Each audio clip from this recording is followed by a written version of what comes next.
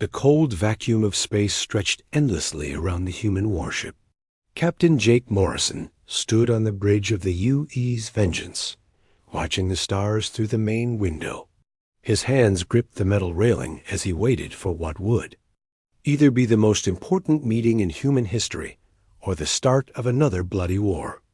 "Captain, we have incoming ships on long-range sensors," reported Lieutenant Kevin Walsh from his station.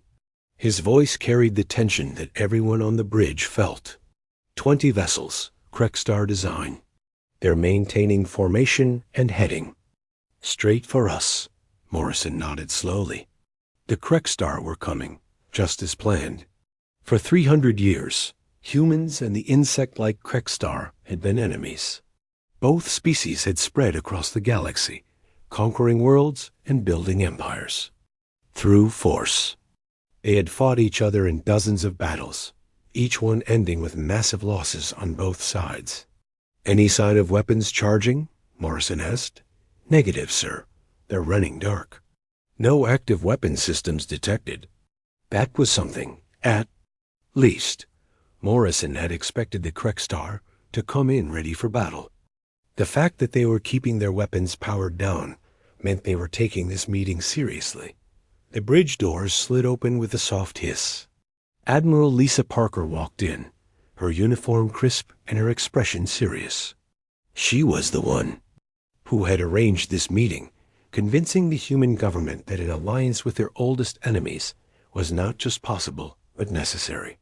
"Status report, Captain," she said, moving to stand beside him. "Krekstar fleet is approaching on schedule. 20 ships, weapons powered down. They should be in communication range in 10 minutes. Parker nodded. "The Council made a mistake when they declared both our species to be threats to galactic peace. They think they can mobilize 47 worlds against us and win. They're about to learn how wrong they are." Morrison had read the reports. The Galactic Council, made up of dozens of alien species, had grown tired of human and Krekstar expansion. They saw both species as violent and dangerous. Instead of trying to work with them, the Council had decided to eliminate them both. "Admiral, do you really think the Krekstar will agree to work with us?" asked Lieutenant Walsh. "They've been our enemies for so long." "The enemy of my enemy is my friend," Parker replied. "The Krekstar are many things, but they're not stupid. They know they can't fight the entire galaxy alone. Neither can we." The communication officer looked up from her station. "Admiral, we're receiving a transmission from the Krekstar flagship. Audio only. Put it through." The bridge speakers crackled to life. The sound that came through was unlike anything human ears were designed to hear. It was a mixture of clicking, chittering, and scraping sounds that somehow formed words when filtered through the translation system. "Human vessel, this is War Prime Zethrax of the Krekstar Empire. We come to speak, not to fight. Request permission to dock." Morrison looked at Parker, who nodded. "War Prime Zethrax, this is Admiral Lisa Parker of the United Earth Space Command. Permission granted. We'll meet in Docking Bay 3. Acknowledged. We come with escort of 5. You may bring same number." The transmission ended, leaving the bridge in silence. Morrison felt his heart beating faster. War Prime Zethrax was a legend among both humans and Krekstar. He had won more battles than any other Krekstar commander in history. His tactics were studied in military academies across human space. "Captain, select 4 officers to accompany us," Parker ordered. "Full dress uniform, sidearms only. We want to show respect, but also strength." Morrison chose his officers carefully. Lieutenant. Commander Bobby Washington, his tactical officer, was known for his calm thinking under pressure. Major Steve Collins from the Marine Detachment would provide security expertise. Dr. Helen Brooks, the ship's chief scientist, understood alien biology better than anyone. Finally, he selected Lieutenant Karen Hayes, his best communications officer.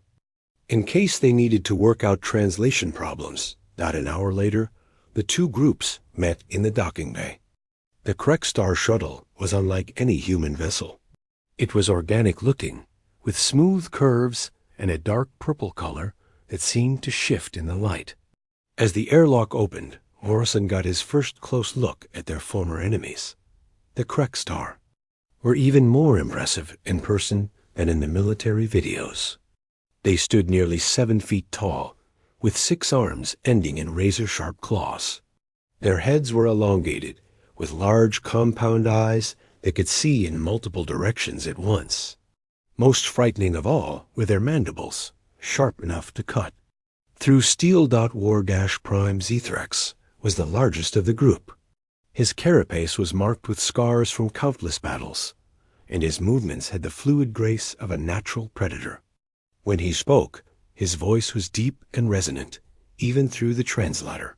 "Admiral Parker, Captain Morrison, we meet at last, not as enemies, but as beings who face the same threat." Parker stepped forward. "War Prime Zethrex, thank you for coming. The Council has made it clear that they see both our species as problems to be solved. Perhaps it's time we showed them what happens when we work together instead of against each other." The Krekstar leader's mandibles clicked in what Morrison hoped was amusement. "The Council fears us for good reason. Humans fight with clever tactics and advanced technology. Krekstar fight with natural weapons and hive coordination. Together, we would be unstoppable." "That's exactly what we're hoping," Morrison said. "But first, we need to establish trust. Our species have been enemies for 3 centuries. How do we move past that?" One of the other Krekstar stepped forward. This one was smaller than Zethrex, with different markings on his carapace. "I am Hive Mind Vexthul. I speak for the collective consciousness of our fleet. We have studied human combat methods. You fight as individuals, but coordinate as groups. This is interesting." Dr. Brooks spoke up. "We've studied your species as well. Your hive mind abilities allow for perfect coordination in battle. Combined with our individual initiative, we could develop new tactics that neither species could achieve alone." "Precisely," Zethrex clicked. "But first, we must demonstrate to the galaxy that this alliance is real. The Council expects us to destroy each other. Instead, we will destroy their plans." Parker pulled out a datapad. "We've identified several targets, worlds that have been vocal in supporting the Council's anti-human and anti-Krekstar resolutions. If we strike together, we send a clear message." "Which target do you propose?" Zethrax asked. "Altair Prime. The Altarian Defense Fleet has been calling for immediate action against both our species. They have a strong military, but nothing they can't handle if we work together." Morrison watched as the Krekstar leader's eyes seemed to glow with interest. "Altair Prime. Yes, this would be a suitable demonstration. When do we begin?" "We need time to coordinate our forces," Parker replied. "A joint command structure, shared intelligence, combined training exercises. This alliance won't work if we're just fighting alongside each other. We need to fight as one force." "Agreed. My ships will remain here while we plan. Your people and mine will work together to prepare for what comes next." As the meeting continued, Morrison found himself impressed by the Krekstar. They were not the mindless killers that human propaganda had portrayed them as. They were intelligent, tactical, and surprisingly willing to adapt their methods to work with humans. The alliance was formed that day in the cold vacuum between stars. 2 species that had been enemies for centuries put aside their differences to face a common threat. The galaxy had created the very thing it feared most, a partnership between the 2 most dangerous species in known space. As the Krekstar shuttle departed back to their flagship, Morrison knew that everything had changed. The war that was coming would not be like any previous conflict. This time, humans and Krekstar would fight side by side, and the galaxy would tremble at their combined might. The panic was about to begin. The news spread across the galaxy like wildfire. Every communication network, every trade route, every diplomatic channel carried the same shocking message. Humans and Krextar were working together, the two species that had terrorized the galaxy. For centuries, were no longer fighting each other. Instead, they were preparing to fight everyone else. On the civilized worlds of the Inner Rim, panic set in immediately. Government officials held emergency meetings behind closed doors. Military commanders studied battle plans that suddenly seemed worthless. Citizens hoarded food and supplies, preparing for the worst. Colonel Amy Watson stood in the newly constructed Joint Command Center on the human world of New Carthage. The facility had been built in record time, with human engineers working alongside Krextar bioarchitects to create something neither species could have made alone. The result was a building that looked both mechanical and organic, with metal. Walls that seemed to pulse with life. The cultural differences are bigger than we expected, Watson reported to Admiral Parker over the communication system. Humans think as individuals. We make decisions based on personal experience and training. The Krextar think as a collective. Every decision goes through their hive mind network. Parker's image flickered on the screen. Are you saying the alliance won't work? No, ma'am. I'm saying we need to find new ways to make it work. My counterpart, hive mind Vexthul, is patient with our individual thinking. He says the Krextar collective finds human unpredictability useful in battle planning. Watson looked across the command center at her Krextar counterpart. Vexthul was smaller than most Krextar warriors, his role being coordination rather. Then combat. His 6 arms moved constantly over biomechanical interfaces that looked more grown than built. Colonel Watson speaks truth, Vexthul said, his translator making his clicking speech understandable. Human individual thinking creates new battle solutions.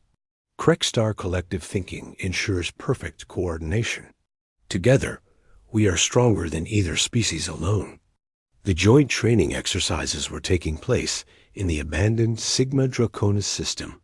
The star had gone nova centuries ago, leaving behind a debris field perfect for military training. Human and Krextar ships moved through the wreckage, learning to fight as one force. Sergeant Danny Rodriguez led a squad of human Marines through a mock boarding exercise. They were working with a group of Krextar warriors, learning how to coordinate their different fighting styles. The humans used advanced weapons and protective armor.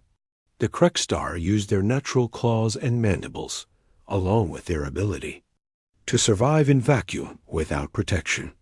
Watch how they move, Rodriguez told his men as they observed the Krextar warriors. They don't fight like us. They swarm the enemy, attacking from all directions at once. But they leave gaps that we can fill with our heavy weapons. Private Tommy Chun raised his hand. Sergeant, how do we coordinate with them in battle? They don't use radio communication like we do. They don't need to, Rodriguez replied. The hive mind means they all know what each other is thinking. They can coordinate with us through their appointed leaders. The training was intense but effective. Human soldiers learned to provide covering fire, while Krextar warriors closed with the enemy. The insectoids learned to wait for human signals before attacking, allowing for better tactical coordination. Dr. Helen Brooks was making incredible discoveries in her laboratory. She had been given access to Krextar biological samples, something no human scientist had ever achieved before. What she found amazed her. Their natural armor is stronger than our best synthetic materials, she reported to the Joint Command staff, but it's also living tissue. That means it can be enhanced with our nanotechnology. She activated a holographic display showing the results of her experiments. Look at this. Krextar chitin enhanced with human nanobots. It's 3 times stronger than normal and can repair itself when damaged. We could create armor that makes them nearly invulnerable in battle. War Prime Zithrax studied the display with interest. This enhancement, it would not change our natural abilities? Not at all, Brooks replied. It would make them better. The nanobots work with your natural biology, not against it. Your warriors would be faster, stronger, and harder to kill. The Krekstar leader's mandibles clicked approvingly. And what of your human soldiers? Can they be enhanced as well? We're working on that. Krekstar bioengineering is far more advanced than ours. Your people understand how to modify living tissue in ways we're just beginning to learn. Meanwhile, intelligence reports were coming in from across the galaxy. Major Steve Collins worked with his Krekstar counterpart, Mindrender Yexthul, to coordinate spy networks that neither species had been able to maintain alone. The Council is mobilizing everything they have, Collins reported. 47 worlds are contributing ships. And troops. They're calling it the Grand Alliance Fleet. Numbers? Asked Captain Morrison. Over 10,000 ships. Maybe more. Every species in the Council is sending their best units. The Altarians alone are fielding 300 heavy cruisers. Yexthul's compound eyes focused on the tactical. Display. Large fleet. But large fleets are slow. Difficult to coordinate. We will use this against them. The Alliance was also developing new technologies that combined human engineering with Krekstar biological systems. Dr. Patricia Mills led a team of human scientists working with Krekstar bioengineers to create hybrid weapons and defenses. The Krekstar grow their ships, Mills explained to Admiral Parker. They don't build them like we do. The hull is living tissue that can heal damage during battle. If we combine that with our shield technology and weapon systems, we get ships that are almost impossible to destroy. The first prototype vessel was completed 3 weeks later. It looked like no ship either species had ever built before. The hull curved and flowed like a living creature, but bristled with human weapons and defensive systems. Biomechanical systems pulsed with energy, while traditional engines provided incredible speed. "It's beautiful," whispered Lieutenant Karen Hayes as she watched the test flight. "It moves like it's alive." "It is alive," replied our Krekstar counterpart, Communication Mind Zexthil. "Ship grows stronger with each battle. Learns from damage. Becomes better fighter." The Alliance's first real test came when they intercepted a Council spy ship near the border of human space. The vessel was trying to gather intelligence on the joint training exercises. Captain Morrison and War Prime Zethrax decided to capture it rather than destroy it. The operation was flawless. Human ships disabled the spy vessel's engines, while Krekstar warriors boarded through the hull. The alien crew surrendered without firing a shot, terrified by the sight of humans and Krekstar working together. They couldn't believe what they were seeing, reported Lieutenant Commander Bobby Washington. The crew kept asking if we were prisoners of the Krekstar, or if they were prisoners of us. They couldn't understand that we were working together voluntarily. A captured ship provided valuable intelligence about Council preparations. The enemy was indeed mobilizing the largest fleet in galactic history, but they were also making mistakes. They assumed that humans and Krekstar would fight separately, using familiar tactics. "They're preparing for 2 separate wars," observed General Frank Turner, the human military commander. "They have plans for fighting us and plans for fighting the Krekstar. They don't have plans for fighting us together." Battle Sage Nexthis, the Krekstar strategic planner, agreed. "Enemy thinks in old patterns, cannot adapt to new reality. This gives us advantage." The Alliance decided to exploit this weakness. Their first target would be chosen to demonstrate their new capabilities. They needed a victory that would show the galaxy what humans and Krekstar could accomplish when they worked together. After much discussion, they chose 3 targets to attack simultaneously. The operations would be surgical strikes, designed to capture key strategic points while minimizing casualties. The goal was not just military victory, but also to send a message to the Galaxy Dot as the joint fleets prepared for their first real battle. Soldiers from both species worked side by side. Human engineers installed new weapons on Krextar ships. Krextar bioengineers enhanced human armor and equipment. The two species were becoming something new, something the galaxy had never seen before. In the command center, Admiral Parker and War Prime Zethrax reviewed the final battle plans. The attacks would begin simultaneously, striking at 3 different star systems. The element of surprise would be crucial. "Are your people ready?" Parker asked. "Krextar are always ready." "For battle," Zethrax replied. "Question is, are humans ready to fight alongside us?" "We're ready," Morrison said confidently. "Our people have trained together, bled together, and learned to trust each other." The galaxy wanted to see what would happen if humans and Krextar stopped fighting each other. They're about to find out. The preparations were complete. The most dangerous alliance in galactic history was ready to show the universe what it could do. The Council had created their worst nightmare by trying to eliminate both species. Now they would pay the price for their mistake. The war was about to begin, and the galaxy would never be the same. The attack began at exactly midnight, Galactic Standard Time. 3 separate fleets emerged from hyperspace in perfect coordination, their ships moving with a precision that should have been impossible for 2 such different species working together. At Altair Prime, Commander Rick Stone watched from the bridge of the UES Retribution as the combined human Krextar fleet dropped out of hyperspace.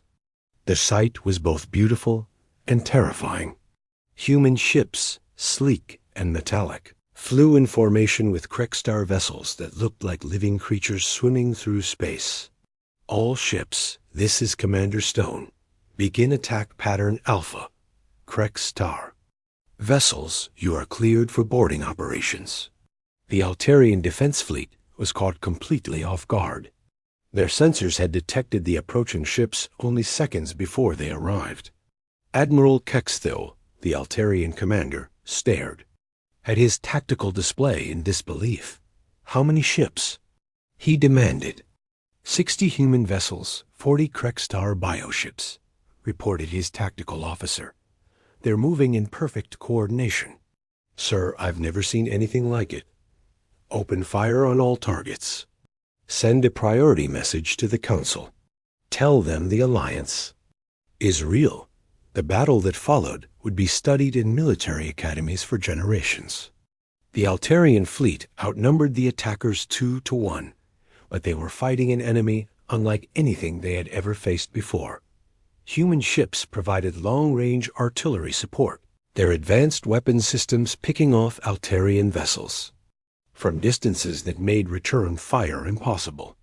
The precision of their targeting was incredible, each shot calculated to disable rather than destroy when possible.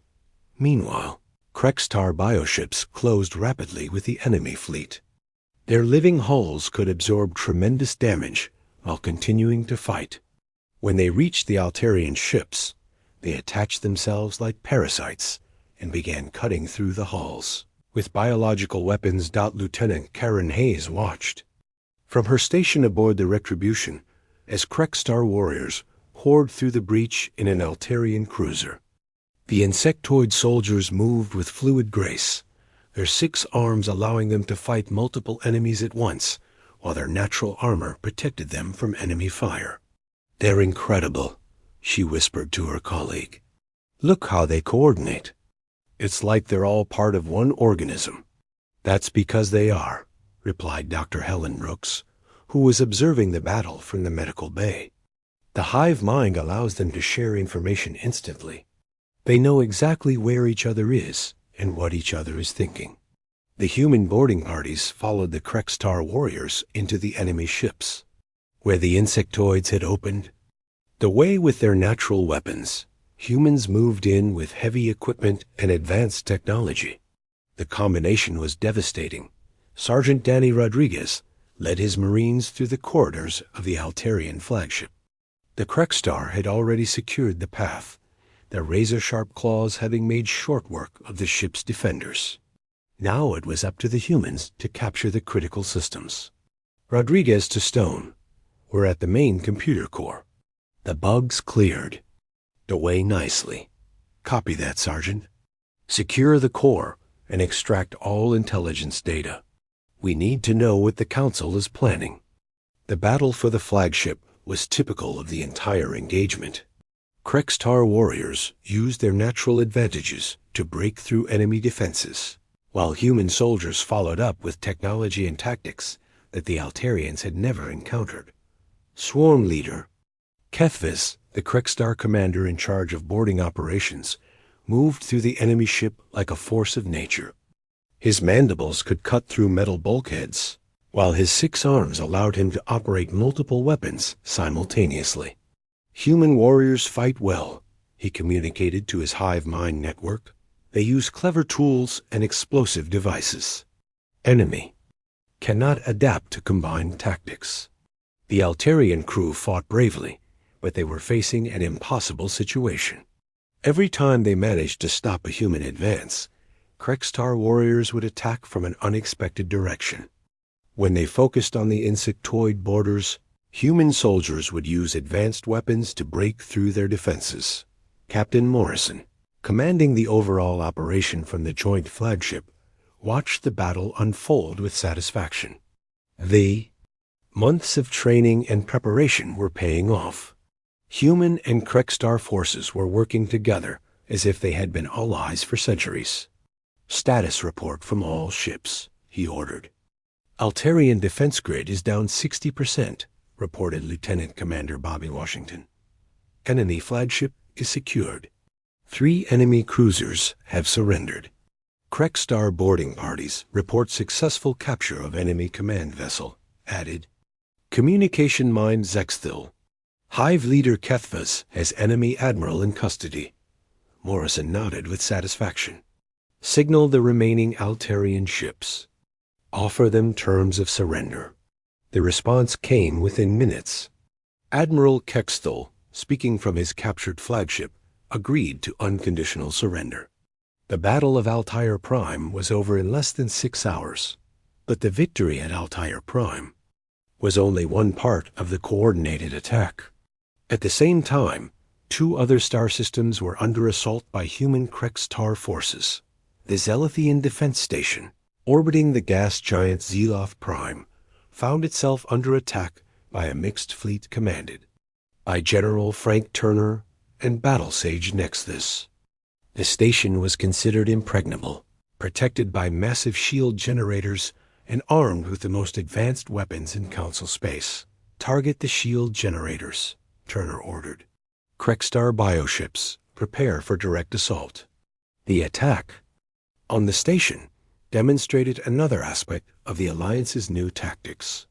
Human ships used precision strikes to weaken the station's defenses, while Krextar bioships literally grew temporary organs that could penetrate the station's hull. Major Steve Collins watched in amazement as a Krextar bioship extended tentacle-like appendages toward the station.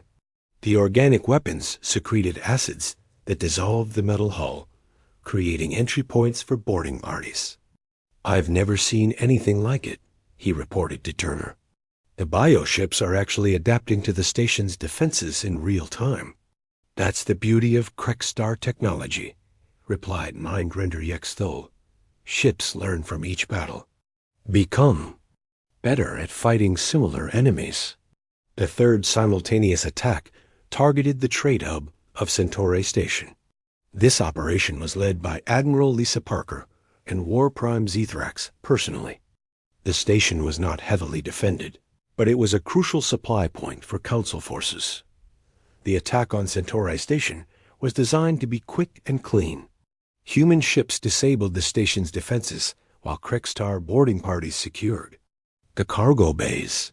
The goal was to capture supplies and send a message, not to cause unnecessary destruction. Resistance is minimal, reported Colonel Amy Watson. The station commander is requesting terms. Grant them, Parker ordered. We're here for the supplies, not to start a massacre. The speed and efficiency of the triple attack sent shockwaves through the galaxy. In a single day, the human Krekstar Alliance had struck 3 targets simultaneously, demonstrating capabilities that no one had thought possible. News of the victories spread through Council space like wildfire. The carefully planned attacks had achieved their strategic goals while also sending a clear message to the galaxy. The Alliance was real, it was powerful, and it was just getting started. Dr. Patricia Mills, analyzing the battle data from her research station, was amazed by the effectiveness of the combined tactics. The coordination between human and Krekstar forces is incredible, she reported to Admiral Parker. They're not just fighting alongside each other. They're fighting as a single, unified force. The psychological impact of the attacks was even more significant than the military victory. Across Council space, governments that had supported the Chiung-Su anti-human and anti-Krekstar resolutions began to reconsider their positions. On the Council world of Zentara Prime, emergency sessions ran around the clock. The delegates who had voted to eliminate both species were now faced with the reality of what they had created. "We forced them together," admitted the Altarian delegate, speaking from his world's surrender. "We gave them a common enemy. Us." The Zelithian representative was equally shaken. "My people's defense station was considered impregnable. They took it in 4 hours. 4 hours. But the Alliance was not content to rest on their victory. The simultaneous attacks had been designed to demonstrate their capabilities, but they were also the opening moves in a larger campaign. From the Joint Command Center on New Carthage, Morrison and Zethrax planned their next moves. Intelligence. Data captured during the attacks revealed the locations of major Council supply depots and staging areas. "The Council is mobilizing the Grand Alliance fleet," Morrison reported. "Over 10,000 ships from 47 worlds. They're planning to attack our home systems directly." "Let them come," Zethrax clicked confidently. "They still think in old patterns. They do not understand what we have become." The first strike had been a complete success. 3 targets attacked simultaneously, all captured with minimal casualties. The galaxy had witnessed the birth of a new type of warfare, one that combined human ingenuity with Krekstar biological advantages. But more importantly, the Alliance had proven that 2 species that had been enemies for centuries could work together effectively. The cultural barriers that had seemed insurmountable had been overcome through mutual respect and shared purpose. As the fleets ret, the news of the triple victory spread across the galaxy faster than any previous military intelligence. Communication networks that had operated for centuries suddenly buzzed with panicked messages. Trade routes that had been secure for generations now seemed like death traps. The unthinkable had happened. Humans and Krekstar were not just working together, they were winning. On the Council world of Zentara Prime, the Great Assembly Hall was filled with chaos. Delegates from 47 worlds argued, shouted, and demanded answers. The carefully maintained order of galactic civilization was crumbling before their eyes. Ambassador Charles Newman stood at the human delegation's empty podium, his credentials revoked and his position stripped away. The man who had spent 20 years trying to build bridges between humans and other species watched helplessly as his life's work collapsed. "The Council has made a terrible mistake," he said to anyone who would listen. "Humans were willing to work within the system. Now you've driven them into the arms of their worst enemies." The Zelithian delegate, her blue skin pale with fear, addressed the emergency session. "My people's defense station was considered impregnable. The human Krekstar Alliance took it in 4 hours. 4 hours. How is this possible?" "It's possible because we underestimated both species," replied the Altarian representative. His world was now under enemy occupation, its fleet destroyed or captured. "We thought of them as separate threats. We never considered what they might accomplish together." The panic was not limited to government officials. Across the galaxy, ordinary citizens watched news reports with growing terror. The two species that had been the stuff of nightmares for centuries were now united in purpose. On the mining world of Kepler 442, human supervisor Tony Clark watched the news with his alien coworkers. The mixed species workforce that had seemed normal just days before now felt dangerous and uncertain. "Do you think they'll come here?" asked his Rigelian assistant, her tentacles trembling with fear. "I don't know," Clark replied honestly. "But if they do, I don't think there's anything we can do to stop them." The fear was justified. Intelligence reports from across the galaxy painted a picture of military preparation unlike anything in recorded history. The human Krekstar alliance was not resting on their victory. They were preparing for the next phase of their campaign. On the hidden world of New Carthage, the Joint Command Center buzzed with activity. Captain Morrison and War Prime Zithrax worked side by side, planning operations that would have been impossible for either species alone. "Council intelligence indicates they're mobilizing the Grand Alliance fleet," reported Major Steve Collins. "Every world is contributing ships and troops. They're calling it the largest military force in galactic history." "Numbers?" asked Morrison. "Over 15,000 ships now. Maybe more. The Andromedan Empire is sending their entire battle fleet. The Vegan Confederacy has activated their reserve forces. Even the pacifist worlds are contributing defensive units." Mindrender Yex Thol studied the intelligence data with his compound. "Eyes, large numbers. But large fleets are difficult to coordinate. Many species, many command structures, many different tactics. This creates weakness." Zithrax clicked his mandibles in agreement. "The Council makes same mistake they always make. They think numbers alone win battles. They do not understand coordination, adaptation, evolution." The Alliance was indeed evolving. Dr. Patricia Mills and her team of human Krekstar researchers had made breakthrough discoveries in biomechanical technology. Their hybrid ships were becoming more advanced with each passing day. The latest bioships can literally grow new weapons during battle, Mills reported to Admiral Parker. They analyze enemy defenses and adapt their offensive capabilities in real time. It's like having a living, thinking warship. The new technology was being tested in the abandoned Sigma Draconis system. Human test pilot Lieutenant Jimmy Roberts found himself at the controls of a ship that responded to his thoughts as much as his commands. "It's incredible," he reported over the communication system. "The ship anticipates what I want to do before I do it. It's like flying with a partner who knows exactly what I'm thinking." But the Alliance's greatest advantage was not technology. It was the psychological impact of their partnership. Across the galaxy, military commanders struggled to understand how to fight an enemy that combined human unpredictability with Krekstar collective coordination. General Marcus Webb, commander of the Terran Defense Force, studied battle reports from his headquarters on Europa Station. The human military officer had been tasked with developing strategies to fight the Alliance, but every plan seemed inadequate. "How do you fight an enemy that can adapt faster than you can plan?" he asked his staff. "The Krekstar hive mind allows instant communication and coordination. Combined with human tactical flexibility, they can change their entire battle strategy in seconds."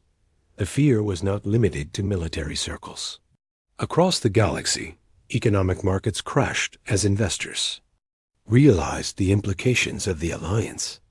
Trade routes that had been profitable for centuries were suddenly too dangerous to use. Dr. Susan Martinez, an economist on the neutral world of Tau Ceti, watched the market data with growing alarm. "The galactic economy is built on the assumption that humans and Krekstar will remain enemies," she explained to her colleagues. "If they're working together, every trade calculation, every security assessment, every commercial agreement needs to be reconsidered. The Alliance was aware of their psychological advantage and used it deliberately. Their second wave of attacks was designed not just to capture strategic targets, but to demonstrate their reach and capability. 3 more star systems found themselves under assault simultaneously. The operations were surgical and precise, designed to capture key installations while minimizing casualties. But the message was clear. The Alliance could strike anywhere in the galaxy at will. Commander Rick Stone led the attack on the Proxima Centauri Weapons Depot. The facility supplied advanced munitions to a dozen Council worlds, making it a crucial target for the Alliance's campaign. Remember, we want the weapons intact, Stone reminded his forces. Krexstar boarding parties will secure the facility. Human technical teams will handle the equipment. The attack was flawless. Krexstar bioships disabled the depot's defenses, while human ships provided covering fire. Within 2 hours, the facility was under Alliance control, its massive weapons stockpiles intact and ready for capture. Swarm leader Kethvis led his warriors through the depot's corridors with practiced efficiency. The Krexstar had perfected the art of ship-to-ship combat, their natural advantages making them ideal for boarding operations. Resistance minimal, he reported to the Hive Mind network. Human technical teams can begin equipment transfer. The second target was the Rigelian Communication Hub, a massive space station that coordinated information flow between dozens of Council worlds. Dr. Helen Brooks led the technical team tasked with capturing the station's databanks. "This is incredible," she reported as her team accessed the station's computers.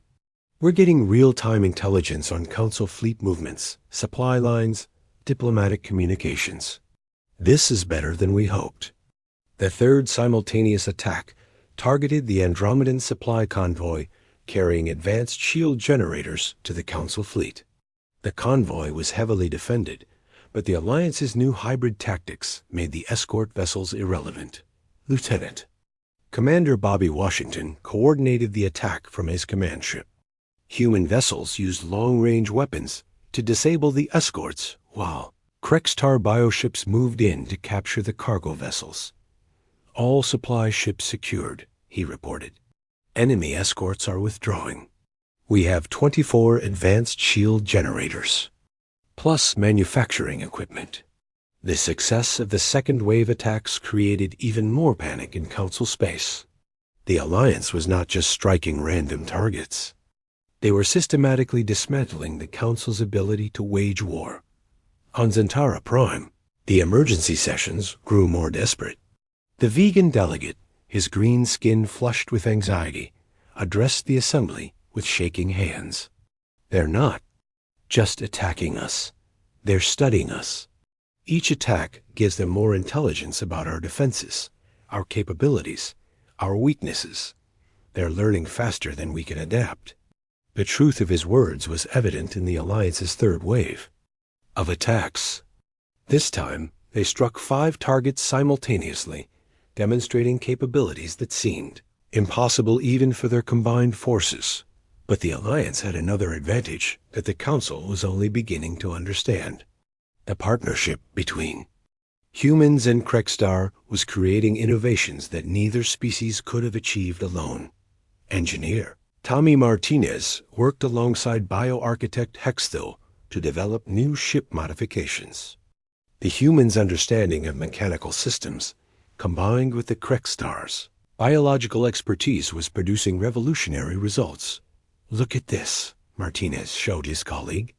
"If we integrate your bioneural networks with our computer systems, we can create ships that think and react like living beings, but with the processing power of advanced artificial intelligence." The hybrid ships were becoming something entirely new. They had the adaptability of living creatures, combined with the precision of mechanical systems. In battle, they could grow new weapons, repair damage automatically, and adapt their tactics in real time. Colo. The final battle began 3 months after the Alliance's first victory. The Council's Grand Alliance fleet, the largest military force in galactic history, assembled at the edge of the Zantara system. Over 15,000 ships from 47 worlds created a wall of metal and energy that stretched across space like a second asteroid belt. Admiral Lisa Parker stood on the bridge of the joint flagship, a hybrid vessel that represented everything the Alliance had achieved. The ship combined human engineering with Krikstar biological systems, creating something that was both machine and living creature. Beside her, War Prime Zethrax studied the tactical displays with his compound eyes.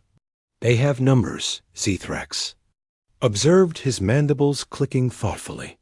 "But numbers alone do not win battles. Coordination wins battles. Adaptation wins battles. Evolution wins battles." Parker nodded, watching the enemy fleet through the main viewport. "Our scouts report that they're using traditional formation tactics. Each species fighting in their own groups, their own way. They haven't learned to work together like we have." The Alliance fleet was smaller, only 3,000 ships, but each vessel represented the best of both species working in harmony. Human crews worked alongside Krikstar warriors, their biomechanical ships responding to thought as much as Command. Captain Jake Morrison, now commanding the Alliance's tactical operations, reviewed the battle plan one final time. The strategy was complex, requiring perfect coordination between dozens of different ship types and crew combinations. "All units, this is Morrison. Remember, we're not just fighting for territory or resources. We're fighting for the right to exist as equals in this galaxy. The Council wants to eliminate us. We're here to show them that elimination is not possible." The battle began with a surprise that sent shockwaves through the Council fleet. The Alliance did not attack in a traditional formation. Instead, their ships scattered across the battlefield, each group using different tactics and strategies. Human vessels used their long-range weapons to strike at the Council fleet's flanks, while Krikstar bioships moved through the enemy formation like living torpedoes. The combined assault created chaos in the Council ranks. Commander Rick Stone led a group of hybrid vessels against the Andromedan battle line. His ship, a fusion of human technology and Krikstar biology, could adapt its weapons and defenses in real time based on enemy responses. "Target their command ship," Stone ordered. "Biosystems. Grow additional missile tubes. We need to overwhelm their shields." The ship responded instantly, its living hull extending new weapon systems that had not existed moments before. The adaptive nature of the biomechanical vessels made them nearly impossible to counter. General Marcus Webb, commanding the Council's defensive forces, watched his tactical display with growing horror. The enemy ships were not behaving like normal vessels. They were adapting, evolving, becoming more effective with each exchange. "How are they doing this?" he demanded of his staff. "Their ships are changing their configurations during battle. This is impossible." But it was not impossible. It was the natural result of combining human ingenuity with Krikstar biological mastery. The Alliance had created ships that could think, adapt, and evolve in real time. The turning point came when Lieutenant Commander Bobby Washington led a desperate assault on the Council's flagship. His mixed human Krikstar crew had been working together for months, developing an almost telepathic understanding of each other's abilities. "We're going in fast and hard," Washington told his crew. "Krikstar warriors, prepare for boarding. Human technical teams, be ready to take control of their systems." The attack was a masterpiece of coordination. Human pilots used their individual skills to navigate through the enemy's defenses, while Krikstar biosystems allowed the ship to heal damage faster than it could be inflicted. Sergeant Danny Rodriguez led the boarding party through the enemy flagship's corridors. His team of human Marines and Krikstar warriors had trained together so extensively that they moved as a single unit. "The bugs are clearing the path," Rodriguez reported over the communication system. "We are moving to secure the bridge." The Krek Star. Warriors flowed through the ship like a living weapon, their natural abilities making them perfect for close combat. Behind them, human soldiers used advanced equipment to disable security systems and capture key personnel. Swarm leader Kethvis reached the enemy bridge first, his mandibles cutting through the armored doors like paper. The sight of the insectoid warrior emerging from the smoke and sparks sent the council officers into panic. "Surrender now and your lives will be spared," Kethvis communicated through his translator. "Continue fighting and face the consequences." The council admiral, a proud vegan officer who had never retreated from battle, looked at the mixed human Krekstar boarding party and realized the futility of resistance. These two species had achieved something that no one had thought possible: perfect military cooperation. "I surrender," he said quietly. "My fleet surrenders." The capture of the Council flagship triggered a cascade of surrenders throughout the Grand Alliance fleet. Ships that had been fighting desperately moments before powered down their weapons and requested terms. But the Alliance was not content with mere victory. They had planned for this moment, preparing to reshape the galaxy according to their vision of cooperative strength. Admiral Parker and Warprime Zethrax moved quickly to establish control over the captured territory. Rather than destroying the Council's infrastructure, they began integrating it into their own systems. "We're not conquerors," Parker explained to the captured Council leaders. "We're reformers. The old system of species fighting species is obsolete. We're creating something new." The transformation was rapid and comprehensive. Human administrators worked with Krekstar coordinators to establish new governmental structures. The rigid hierarchy of the old council was replaced with a more flexible system that emphasized cooperation over competition.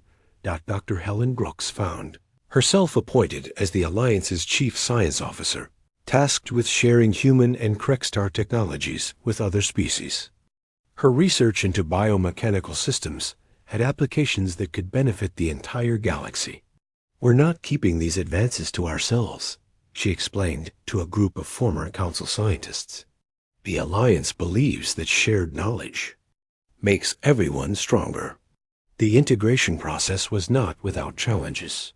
Many species found it difficult to adapt to the new reality of human Krekstar dominance.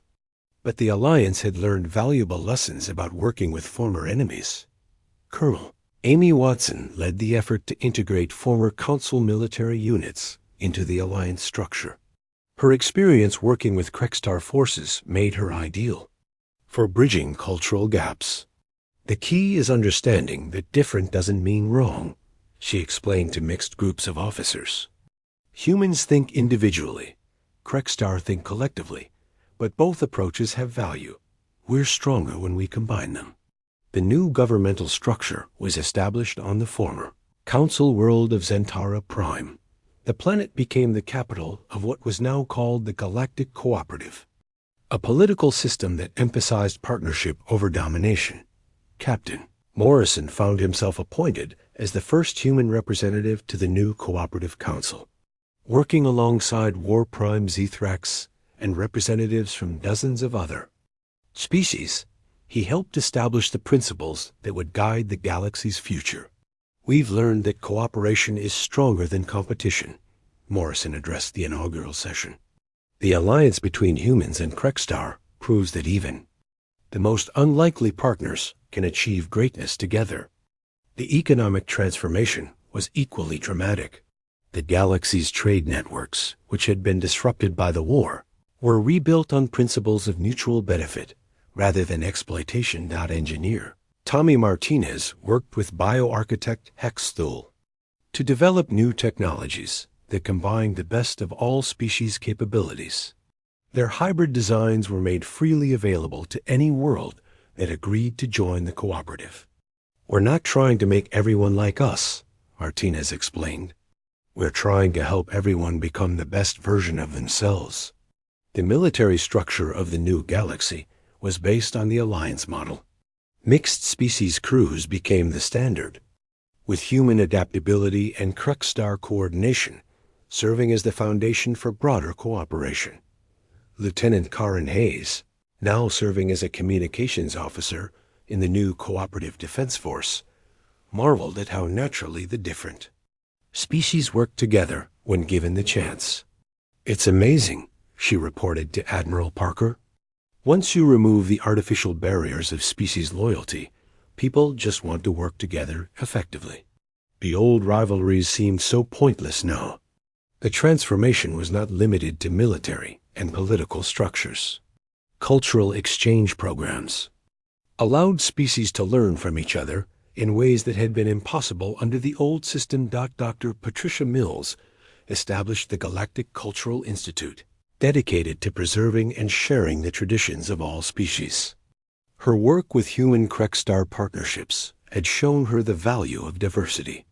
"Every species has something unique to contribute," she explained to her students. "The alliance succeeds because it recognizes that strength comes from unity, not uniformity." The new galaxy was not without its challenges. Some species found it difficult to adapt to the Cooper,